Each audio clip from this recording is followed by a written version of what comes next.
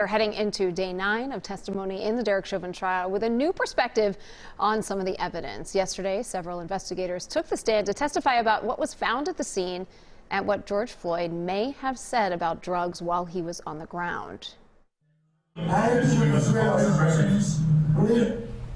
Did you hear that?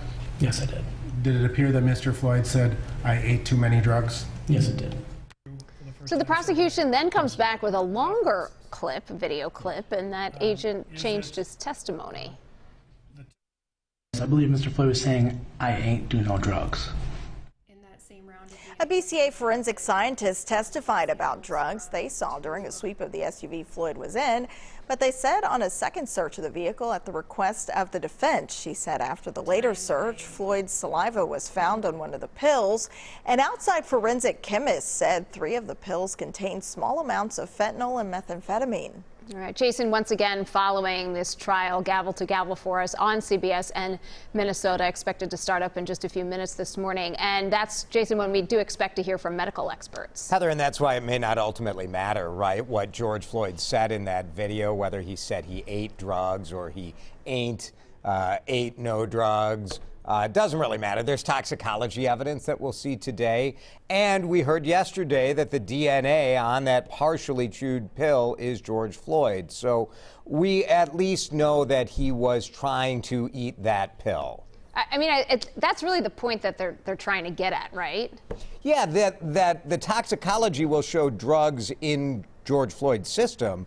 But they're trying to make the case that he was actively taking drugs right there at 38th in Chicago, the recency of it, that he had a bad heart already. And we will get into some of that today. The state has definitely brought up evidence that they know the defense is going to bring up, but we'll hear more about it next week, too. And let's talk about the searches. We heard about the initial search in the days after George Floyd's death. Then the defense actually asked for another search back in January. Boy, very curious testimony as we kind of got a glimpse into how this processing of evidence works from the BCA, why they would have left a pill in the squad car after the first search.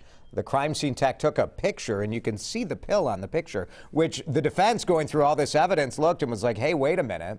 What's this? And then in January, they asked for another search. Why they didn't take everything out of the squad, well, that is a very good question. Jason, I was watching this yesterday and then reading the jury pool reports that are sent to reporters and just wondering, does this perhaps missteps, let's say, by the investigators, does it ultimately really matter to the jury? I mean, they eventually search the car.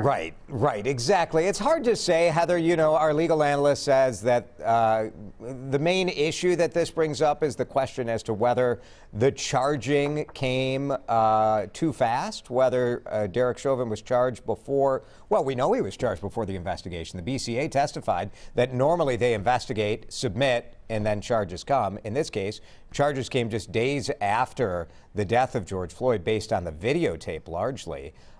So that is the case the defense is trying to make. But, the jury, who knows if they care? We did see, as you indicated in the pool report, some of the jurors appeared to be losing some interest in testimony yesterday. One may have fallen asleep. Yeah. And if they fell asleep yesterday, wait until we get into the medical testimony starting today. It's pretty dense stuff. Very dense. At least 8 experts are going to be called. So. Wow, 8. All right. And you'll be watching it very closely. Jason, thank you. Of course, you can see Jason live on CBS in Minnesota. Testimony begins in just about 10 minutes.